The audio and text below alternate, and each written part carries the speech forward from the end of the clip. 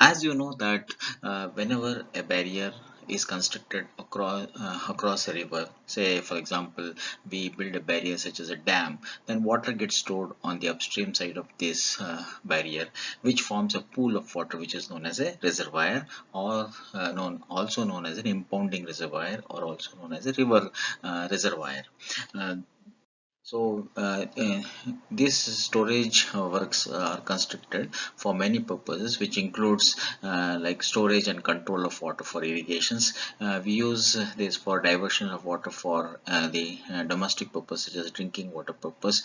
We also use it for our industrial uses, and to develop hydroelectric power, and for navigation purposes. And we also have the storage works for the flood control measures, and then we can use it for preservation and cultivation of an aquatic life. So it can also use for recreation, and finally for the sediment control. So we have the classifications of reservoir depending upon the various purposes. For example, we have the storage or the conservation reservoirs, we have the flood control reservoirs, distribution reservoirs, and the multipurpose reservoirs. So what is storage conservation reservoirs? So these storage reservoirs are primarily used for different purposes like irrigation, hydroelectric power, or for drinking water purposes, and also for the industrial supply. So you know that so if you want to supply water to a city, or you want to use the water for irrigation, or you want to use water for hydroelectric projects, so we say by drawing water directly from a river or a stream, so we may fail to satisfy the demands which during low flows, because always the river doesn't run full, so there may be a low flows, especially during the dry seasons. So therefore, it will fail to satisfy the demands of water supply, or it may fail to fail to supply the demand of irrigation or hydroelectric power.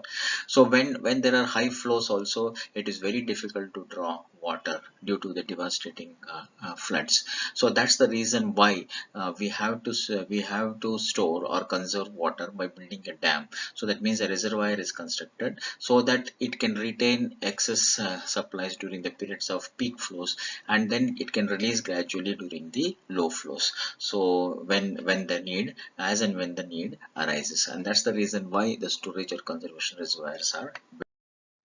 And we also have what is known as a flood control reservoirs. A flood control reservoirs, generally also known as a flood mitigation reservoirs, will store a portion of the flood flow during the flood flow in such a way that it tries to minimize the flood peaks and the areas to be protected downstream. So for this the entire inflow entering the reservoir is discharged till the outflow reaches the safe capacity of the canals, which is on the downstream side. So the inflow in excess of this rate is stored in the reservoir, which is then gradually released. So that is how the flood control reservoirs is operated. Here the portion of the flood flows can be is left to the downstream side, so as to minimize the flood peaks in the downstream side. So for this, what they do is that they will go on discharge the water till it reaches the safe capacity of the canal downstream. So whatever the inflow in excess of this rate is stored in the reservoir, and then as and when it is required, then again it is left to the downstream side. So we also have what is known as a distribution reservoir. A distribution reservoir is a small storage reservoir which is constructed within a city water supply system. Here in this reservoir can be filled by pumping water at a certain rate, and can be used to supply water even at the rates higher than the inflow rate during periods of maximum demand. Such reservoirs, they will store water during the hours of no demand or less demand, and will supply water from the storage during the critical periods of maximum demand.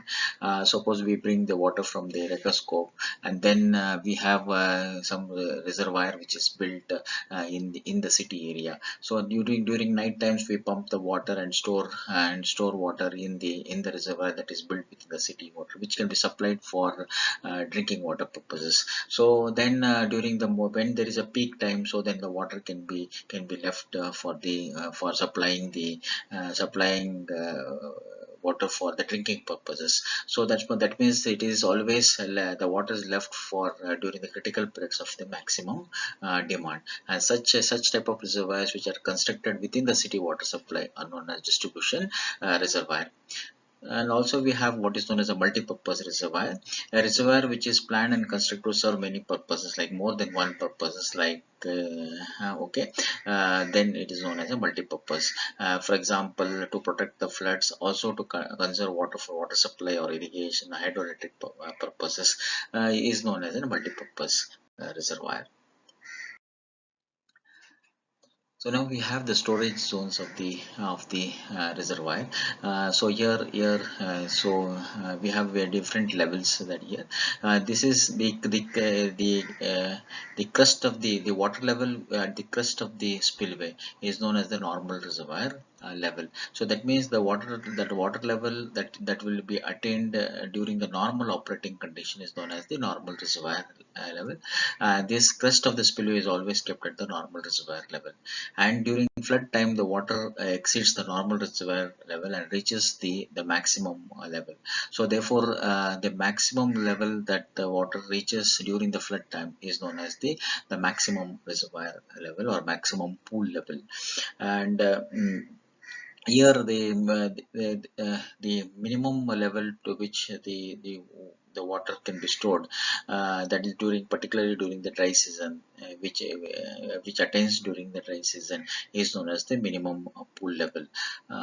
So here the minimum pool level will be generally at the lowest outlet level, okay, level of the sluice. Now there are, depending upon this, there are various storages. So we have what is known as the storage between the maximum reservoir level and the minimum pool level is known as the useful storage, or also known as the live storage. So whatever the storage that is between the maximum reservoir level and the normal reservoir level is known as the surcharge storage.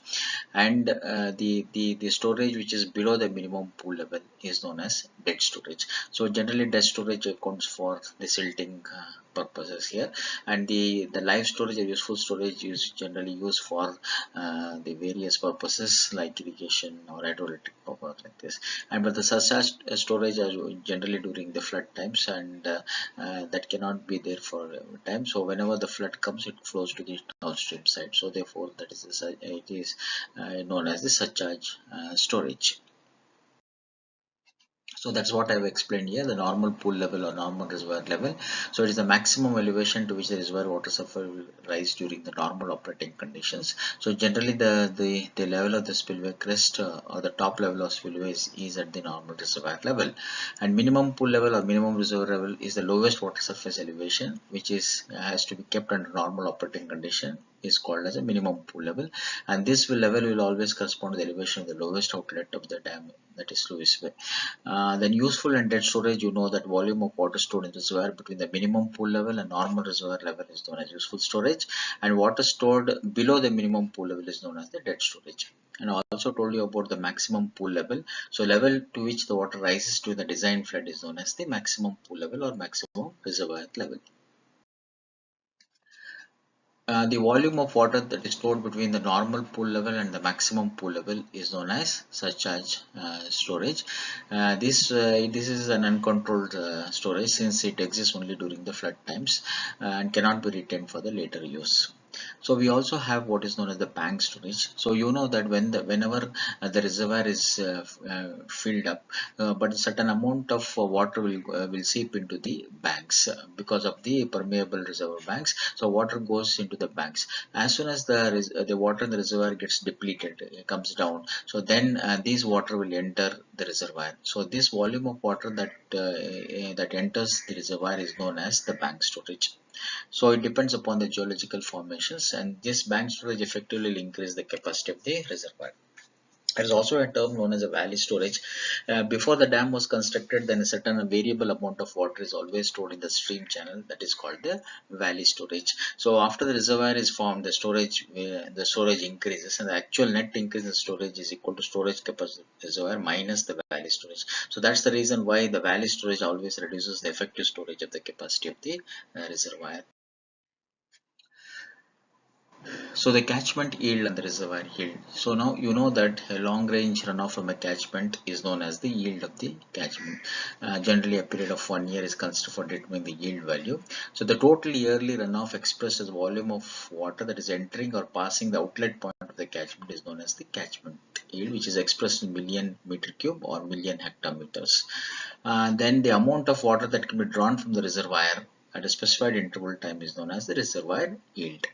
Okay, so that it depends upon the inflow into the reservoir and the reservoir losses, that is reservoir leakage and reservoir evaporation. So now we have what is known as a mass inflow curve. The annual inflow to the reservoir, that is the catchment, is represented by the mass curve of inflow. So a mass curve of inflow is a plot between the cumulative inflows is a with respect to time. So that is known as the mass curve. So you know that so as the water comes into the reservoir, so you know the discharge that is coming. If you plot discharge versus time, so then you get whatever the plot that you get is known as the flood hydrograph. So now so for 2010 you have some discharge coming, for 2011 you have some discharge coming, similarly for 2012 we have some discharge. If you go on plotting discharge versus time, so then we get what is known as the way this variation is known as the flood hydrograph of the inflow. But now here for the mass inflow curve, so suppose for 2010 we have something like we have here somewhere around say about 100 million meter cube, then we get about 200 million meter cube, so 300, similarly 500. So if you take cumulative of all these things and then plot, so plot here, so that means this is the amount of this ordinate will represent the amount of water that has come from 2010 to 2013. Okay, so therefore it is always, since you are plotting the cumulative values, it is always a rising curve as shown here. So mass inflow curve is always a rising curve. So what does it indicate here? So for example, so we have from 13 to 14 there is no water coming, so therefore 13 to 14, so here then what happens here? So since there is no water coming here, so therefore this will become almost flat, because because you are not adding anything after 13th year, that is from 2013 to 2014 there is no water coming here, so then this will become a flat curve. So that means if there is a flat line, horizontal line, that means there is no water that is coming into the reservoir. So by chance if there is more water coming, so this will be a steep curve. So that means here the slope of the mass curve will indicate the rate of inflow. So if there is a horizontal line, that means there is no flow that is coming into the reservoir. If there is a steep line, then there is more flow coming into the reservoir. So that's the advantage of having the mass inflow curve, where you will come to know the rate of inflow into the reservoir.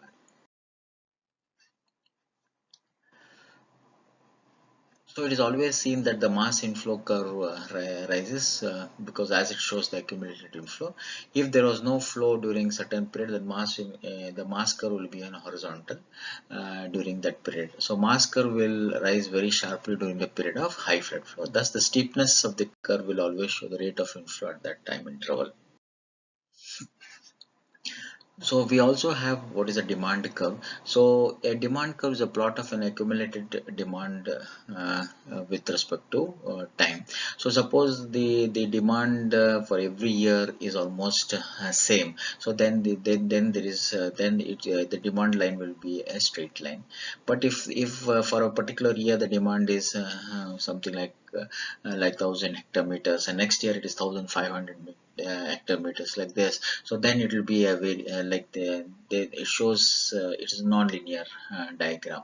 So therefore this straight line shows the that the demand is uniform rate of demand, whereas the demand curve can be curved, indicating that is a variable rate of demand.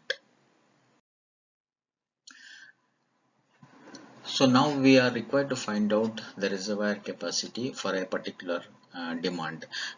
So here we have a particular demand of say about 3400 hectometers for one particular year. So we already know the discharge, the inflow coming to the reservoirs, and so that we get a, then we make it a cumulative inflow over the years. And if you plot cumulative inflow versus time, then we get the mass curve, something like this. So this is the mass curve. So mass curve as shown is always a linear diagram. So now you can always have the apex points like A1, like A2, this A3 are the apex points. So now for next thing is that you have to draw the demand. So suppose demand curve is, say demand is per year is 3400 hectometers. So this is the slope of that line. So now from A1 draw parallel to this line. So from A1 draw parallel. Similarly, from here again from A2 you drop a parallel line. Again from A3 drop a parallel line. So next step is to find out what is the maximum intercept between the slope and the curve. So similarly find the maximum intercept between the slope and the curve. Similarly here also find out the maximum intercept. Now you can find that. So E1 D1, okay, the maximum of E1 D1 or E2 D2 or E3 D3 is known as the reservoir capacity. But we can find that E1 D1 and E3 D3 are less than E2 D2. So therefore E2 D2 becomes the required reservoir capacity, which will be somewhere around, if you measure it, it comes to about 2100 hectometers. Okay, so that is how you, for a particular demand of 3400 hectometers per year, so we have 2100 hectometers as the reservoir capacity. So here on any graph, so you know that E1 so E1 C1 is nothing but the demand. So E1 C1 is nothing but the demand, but D1 C1 is the inflow that is coming. Okay, D1 C1 is the inflow. So therefore E1 D1 has to be supplied from the reservoir. So to meet the demand of 3400, so only you get something like so C1 D1, which comes to about 3400 minus 800. So therefore 800 is a shortage. So therefore the 800 has to be supplied from the reservoir. So when you so as so since it, so then we go on, okay, and then again the reservoir goes on filling and it becomes full at this point. So after that, again, since the reservoir is full at B1, so the spilling takes place. So spilling takes place again, the reservoir, so now the spilling of say 800 hectometer spillovers, and again reservoir will be full. So now you know that, so now again D2 C2 is the inflow that is coming. So therefore 2100 hectometers has to be supplied from the reservoir, whereas E2 C2 is E2 C2 will be the demand, which is 3400, and so we get inflow of only D2 C2. Therefore 2100 hectometers has to be supplied. So now since 2100 is supplied, so now the reservoir becomes empty here. So now again now the reservoir gets filled up again, and B2 it becomes again, it start filling up, and A3 it will again gets filled up. So like this is how the process that takes place in the that is the significance of the mass inflow, where you will come to know the various other quantities like what should be the spill or what should be the reservoir capacity for a given demand. Okay. So this is the procedure that is explained. So you have to, from the flood diagraph, you have to prepare the mass in mass curve. Then from the apex points I1, A2, A3 of the one, you have to draw tangents. That is you have to draw the line parallel to the demand curve. So you have to measure the vertical intercepts like E1, D1, E2, D2, E3, D3. Whichever is the maximum will give the reservoir capacity. So that is what it means. That's what I have explained earlier.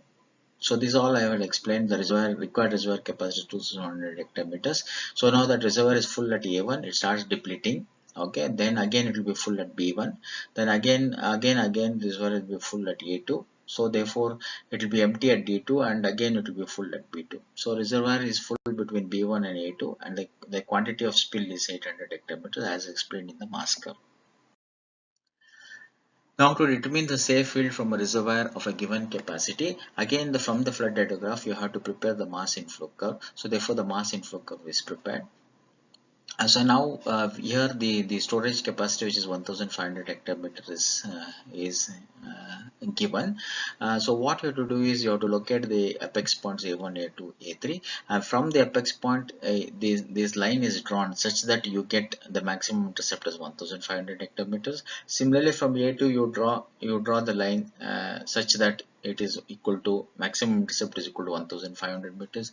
Similarly you draw from A3 and maximum intercept should be 1500 hectometers. So now here this is the demand curve. So now you can locate various demands of 1000, 2000, 3000, 4000, 5000 like this.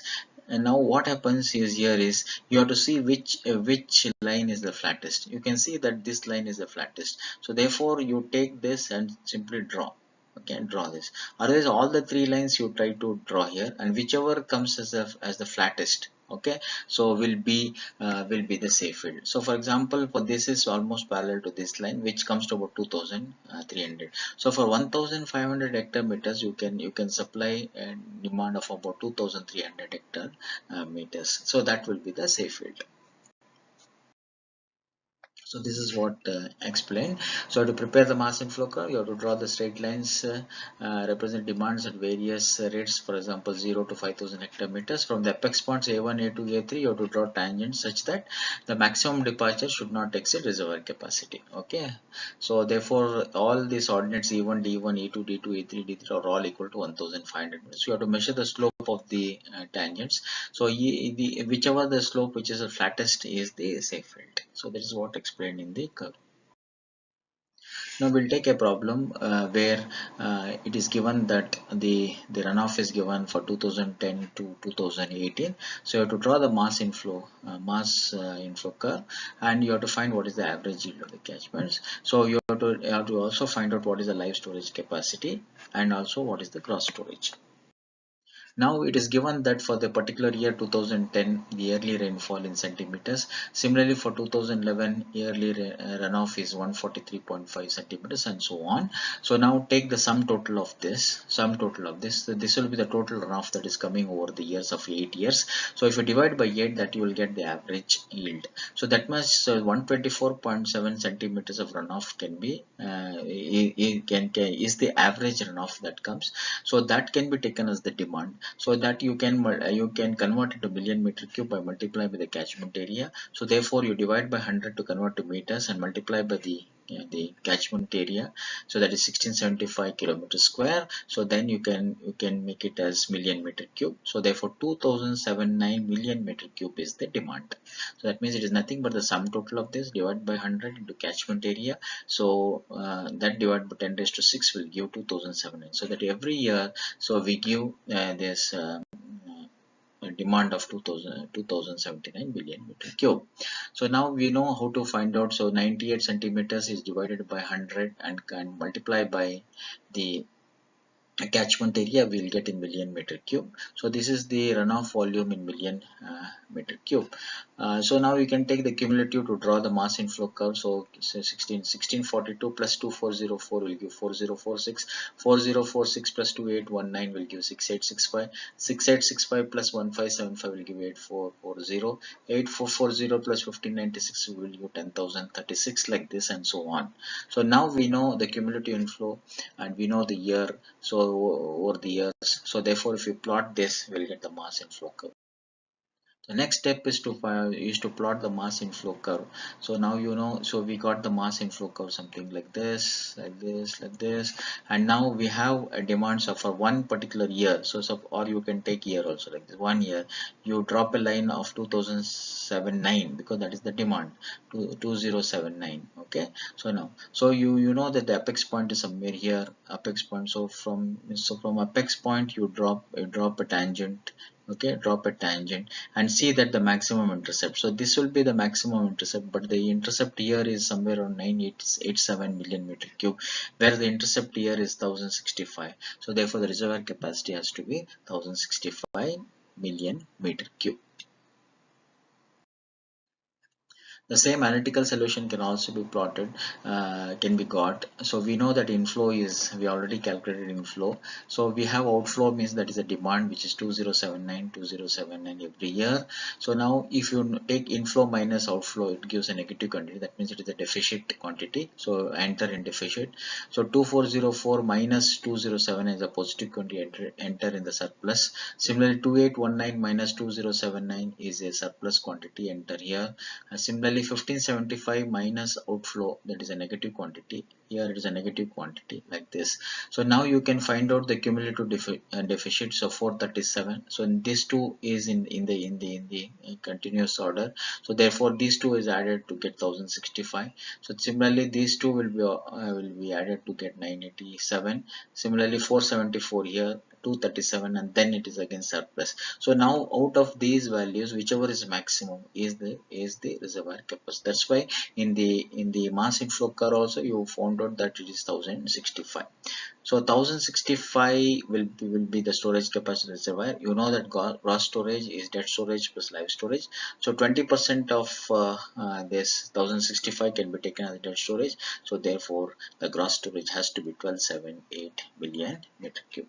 So this is about the graphical method as well as the analytical method to solve for storage capacity. So we take one more problem to get understand about this mass inflow curve. So here last time it was given as yearly. So now for a particular year it has been given, the yield is given, which is 1.4, 2.1 million meter cube, so on, so forth. So we have to find the again the storage capacity. Now for a month the yield is given. So therefore for a 1 year you can take a sum total of this, which comes to about 57.4. So therefore the average rate at which the water can be drawn is divided by 12, which comes to 4.7. So therefore every year we can give about 4.78 million meter cube. So now take the cumulative this, okay. Okay, so this is about the,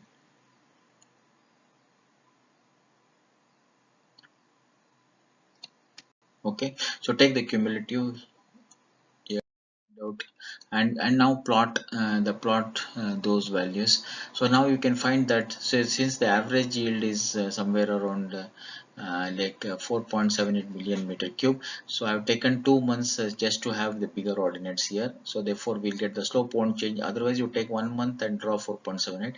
We have taken 2 months and drawn 2 into 4.78. So now from the apex, if you draw a line, so then we get the maximum is intercept is 20.78. So here, so nowhere it is maximum, so you can find that the maximum intercept is 20.78 million meter cube. So that is what is that the inflow is given, which is this. So therefore the outflow is 4.78 million meter cube. So we have inflows, then by inflow minus outflow is the deficit here. In this case 2.1 minus 4.78 is again deficit, 2.8 minus 4.78 is again deficit. So you know that from here onwards there is surplus. So 11.9 minus 7.12, again this is surplus, again this is surplus. So here from here onwards there is a deficit. So now you can take sum total of this, add it here, take sum total of all these things, add it here, take sum total of this, you add it here. So you can see that out of these three values the maximum is 20.78. So that becomes the required storage capacity.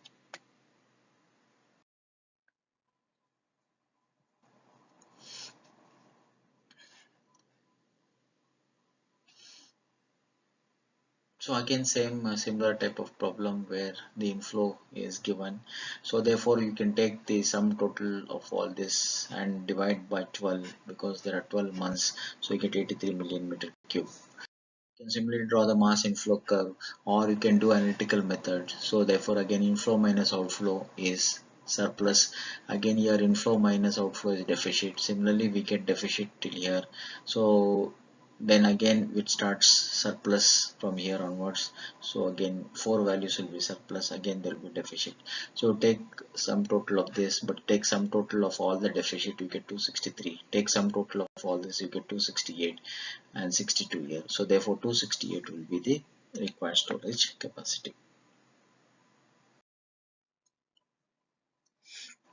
So coming to the last topic, which is known as the reservoir sedimentation, you know that the river will always carry some certain amount of sediment because this happens due to the erosion that takes place in the catchment areas.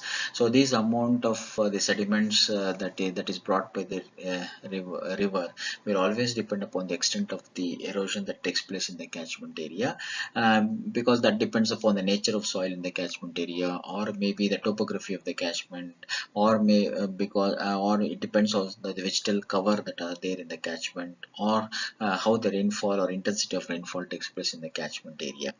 The amount of the sediment the sediment load can be divided into two parts, like suspended load and the bed load. So you know that the suspended load is that part of the sediment load which doesn't remain in contact with the bed of the river, and they are held in suspension under gravity by the vertical component of the eddies in the turbulent flow. So it actually consists of very finer materials which remains dispersed throughout the flow cross section of the river. But there is also called the bed load, which is that part of the sediment which always moves in contact with the river bed and consists of relatively coarser material. So this is how this has happened. So now I have written a sketch which is nearer to the dam. So when the sediment laden water of the river is approaching the reservoir, so what happens here is the velocity and the turbulence will get reduced, due to which the larger suspended particles will get settled as a bed load, which is deposited as a delta at the head of the reservoir, and the finer particles will remain in suspension for a longer time, and then later on they are deposited further down in the reservoir. So however, but some fine particles may be carried with the water that is discharged through the outlets of the outlets, or it may go through the spillway also. And these depositions of the sediments that takes place in the reservoir is known as reservoir sedimentations, or also known as reservoir silting. Now actually this due to the more and more deposition of the sediment that takes place in the reservoir, it actually reduces the storage capacity of the reservoir. And if this process of deposition continues for a longer time, then the stage will reach that the whole reservoir gets silted up and thus becomes useless. So therefore you have to see that the capacity should not fall short of the requirements even during the design period. So silting has to be taken into account. So the total volume of the silt that is likely to deposit during the design life period of the dam has to be estimated, and approximately that much has to be left unused, and which we can allow for silting, and that has to be in the dead storage level, and the remainder of that has to be the effective storage of the live storage. Generally dead storage is taken about 15 to 25% of the total capacity. Now in the reservoir, when the coastal sediments are settling along the bottom of the reservoir, as the flow approaches the reservoir, while the finer particles will usually remain in suspensions, and this actually moves a separate layer when you compare with the clear reservoir water. So this layer of water that is containing fine sediment will move below the clearer reservoir water, as known as the density currents, since its density is slightly more than the density of the clear water reservoir. So because of this difference of density, the water of the density current does not mix up easily with the reservoir water, and it maintains its identity for a very long time. So this density current can be removed through dam sluice ways if they are located properly and at the level of always at the level of density currents. So there is we have few problems to solve for what is known as useful life of a reservoir. because we generally know that the sediments will get deposit in the reservoir, and which definitely reduces the available storage capacity of the reservoir. So when this more and more deposit sediment takes place in reservoir, its useful capacity will reduce. So this sedimentation of reservoir is measured in terms of what is known as trap efficiency. So trap efficiency is the percent of inflowing sediment which is retained in the reservoir.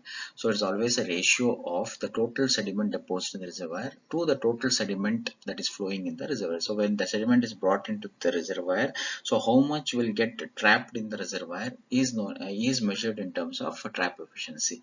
So generally trap efficiency is always a function, is found to be a function of a capacity inflow ratio. So that's so it's a very important factor where because this trap efficiency always depends upon this capacity inflow ratio. So we have various dams in Karnataka and other in parts of India, where the loss of storage definitely takes place because of the accumulating sediments that are seen primarily actually in the northern Karnataka. The problem was too acute in the Tungabhadra Dam also. So if you imagine a reservoir the size of a Hemavati Dam in Hassan district, which was completely filled with sand and mud and was unable to retain the water. So with the silt accumulating somewhere in the states, like 11 major reservoirs in our state was nearly accumulating with silt, and nearly about 103.95 thousand cubic feet of water, or 10% of the storage capacity, is being lost. So actually due to this reservoir sedimentation, the silting technique, we are losing the storage capacity. Actually this lost storage would have been if it was there, then it could have catered our needs at least 5 cities as large as Bengaluru. So you have to see to that the silting so doesn't takes place, and if you not lose the storage capacity of the reservoir. So there is a loss of storage. With this loss of storage because of accumulating sediments carried as river flows, generally seen primarily in the reservoirs of northern Karnataka or Basavasagara Dam or Mallapurba Dam across Krishna. I've seen more than 1/4 of their the storage being eaten up by the accumulating salt. You can see this dredging. This has been removed by the silting has taken place in the reservoir area where you have been taken. Okay, so here, so the desilting is taking place. This figure shows desilting which have been carried out in the reservoir area. Now, what is the procedure for calculations of the life of a reservoir? You know that we have some required, so 100% of the capacity area. So now we divide this divide into number of levels. Like we have 80% of the reservoir, 60% of the reservoir, 40% of the reservoir. So generally, first 20% of the reservoir is filled up. So now you know that the sediment do come to the reservoir, and out of that we have the trap efficiency. That means so much sediment will get trapped. So that depends upon the capacity inflow ratio. So using capacity inflow ratio, we can find out the trap efficiency. So from trap efficiency we can find out how much sediment has been trapped. So for say from, so if suppose 20% of the reservoir capacity has been trapped, so for trapping 20% of this, so how many years does it takes? So for the next video, next another 20%. So like this we find out the trap efficiency for the next 20%. So using this trap efficiency we can find out how much years does it takes to fill up another 20%. Like this suppose 80% or say 80% of the reservoir gets filled up, so that means your life of a reservoir is gone. So that means like this. Or if you want 100% of this, so entire thing is filled up with the silt. So that is what is this problem is about. So to find out that how many years does it take to fill up the reservoir. So this is the problem where we have the capacity inflow ratio. So I told you the trap efficiency depends upon the capacity inflow ratio. For example, capacity inflow ratio is 0.1. So then trap efficiency is 87%. For 0.2 it is 93% and so on. So for 1 it is 97.5. So now we have to find what is the probable life of reservoir when the initial capacity of the reservoir is 30 million meter cube, where the annual flood inflow is 60 million meter cube. So but we know that the annual sediment inflow is coming as 3,60,000 tons. We also know there's a specific weight of the sediment which is 1,200 kg per meter cube. So now it is told that the useful life of reservoir will terminate at 80% of the initial. That means about 80% of the reservoir capacity is filled with sediment. Then the life is we have to find how many years does it take. Here it is given that annual sediment inflow is 3,60,000 tons, that you have to convert into kgs. So 3.6 into 10 raised to 8 kgs, so multiplying by 1000. So volume of the sediment inflow. So here using unit weight, that is specific weight of sediment. So that means it is the weight divided by specific weight will give the volume, which comes to 0.3 million meter cube. So you know initial reservoir capacity is 30, annual flood flow is 60, so 30 divided by 60 is 0.5. So now you divide. Okay, now we have 100% of the capacity. For 100%, so we have 30 million meter cube. So when you reduce to 80%, then it is 24 million meter cube. So the 0.8 into 30. Similarly, another 20%, so 0.6 into 30. 0.4 into 30 is 12. 0.2 into 30 is 6. So that means we have 30. So 6 capacity inflow is 60 million meter cube. So 30 divided by 60 is 0.5. 24 divided by 60 is 0.4. 18 divided by 60 is 0.3. 6 divided by 60 is 0.1. So from the table you can, for different capacity inflow ratio, we have trap efficiency. So you can refer the table and write it. For 0.2 it is 0.93. For 0.1 it is 87%. Then we can find out for reducing the capacity from 30 to 24, that means 6 million meter cube is gone. So therefore we get average of this, which is 0.9575. Similarly, take the average of these two, we get 0.9525. Take the average of this, which is 0.94. Take the average of 0.93, which is 0.9. So now you know that the amount of the sediment that is coming is 0.3. We know the trap efficiency is 0.95. So therefore the amount of the sediment that is trapped is 0.9575 into 0.3, which comes to 0.28725. Okay, so similarly if you multiply by 0.3 you will get 0.28575. You multiply by 0.3 to this, you will get 0.27. So now you know that here here for this is the amount of sediment that is trapped, which is 0.28725 million meter cube, which takes about a year. So therefore if you want to trap 6 million meter cube, how many years does it take? So that means 6 divided by this will give you about 21 years. Similarly, for reducing from 24 to 18, that is 6 divided by this will give 21 years. So similarly from 18 to 20 you'll get 21 years. Like this we can find. So if you add up all these things, that means from 100 to 20%, that means 80% of the reservoir will get filled up after 85, almost 85.4 years, that is 85 years. So this is how you try to find out the useful life of the reservoir. This last time we had given a table to calculate the trap efficiency. Now we are depending upon the capacity inflow ratio. We have what is known as trap efficiency formula. Sometimes trap efficiency formula will be given. So here the reservoir has a capacity of 6 million meter cube, and here the catchment area is given, which is 250 kilometers square. Here runoff is given, then sediment yield is also given, and the specific weight is also given. Everything is in SI units. So you have to reduce from 6 million meter cube to 2 million meter cube. Okay, so what is the useful life of the reservoir? So you know the drainage area is 250 kilometers square.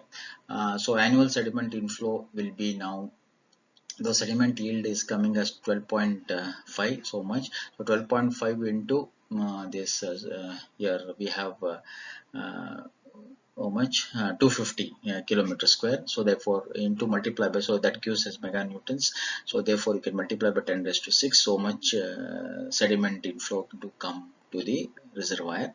So the volume, for that the volume can be calculated. You can divide by specific weight. So this is in newtons, so convert into newtons. So you get so much, 2.2083 million meter cube of volume of the sediment inflow comes.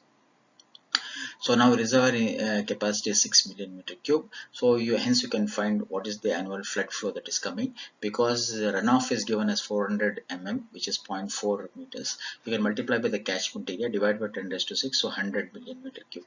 So 6 million meter cube is the capacity. Capacity by inflow is 0.06. So 100 is the annual flood flow. So similarly 6. So for 0.06, if you substitute here, then you will get 79.36 as the trap efficiency. So it is told to reduce from 6 to 2. So that's why I have taken an interval of 1. So at least you have to show some 5 readings. So 6, 5, 4, 3, 2. So similarly, we have the capacity for 6 divided by 100 is 0.06, 5 divided by 100 is 0.05, 4 divided by 100 is 0.04. Like this, 2 divided by 100 is 0.02. So we can put it in the equation of trap efficiency and substitute and get this value, which is 0.7936 as the trap. Similarly, substitute in the equation this 0.05, you will get this, like this, all the values. Take the average of this value, so you will get here. Take the average of this value, you can find here. So the average of the value is 0.4. So now you know that the volume of the sediment that has come. So therefore you can find out what is the amount of sediment that has trapped actually if you multiply with the trap efficiency. So you will get 0.1619. Similarly, if you know the volume of the sediment, you can multiply this by the trap efficiency, you will get the annual sediment that is trapped. So now you know that for it is reducing from 6 to 5, that is 1 million meter cube. For 1 billion meter cube, how many years does it take? So 1 divided by this will give 6 years. Similarly, 1 divided by 0.1537 will give 6.5 years. Similarly, 1 divided by 0.14 will give 7 years. So like this, it takes 8 years. So sum total will be 28 years. So therefore, the useful life of reservoir to reduce from 6 to 2 will be about 28 years. Like this, there are two more problems to practice.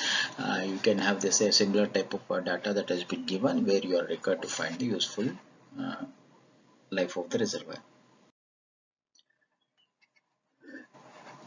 So also we have what is known as the economic height of the dam. So economic height of the dam is the height of the dam which is corresponding to the cost of the dam per unit storage. Whichever it gives the minimum is the economic height of the dam. So for this, the estimates are prepared for the construction cost for different heights of the dam, and then the construction cost is found to increase as you go higher up. It is go higher up, the cost goes on increasing. For each dam height, the reservoir storage is known from the reservoir capacity curve. So then the construction cost per unit of storage for all possible dam heights can be worked out and plotted. So like this as shown in the figure. So we can find that at one particular point the construction cost per unit of storage is minimum, and that will be the economical height of the dam. So we have the different heights of the dam. As the height of the dam is the cost is being calculated, like 4 million rupees, 8 million rupees, like this, and so on, goes on varying. And also we have the for various heights we have the storages like this, which is given. The next step is to find out using this data. We have to find the cost, which is 4 divided by 50, which gives 0.08. 8 divided by 110 is this 0.073. 12 divided by this is 0.067. 50 divided by 600.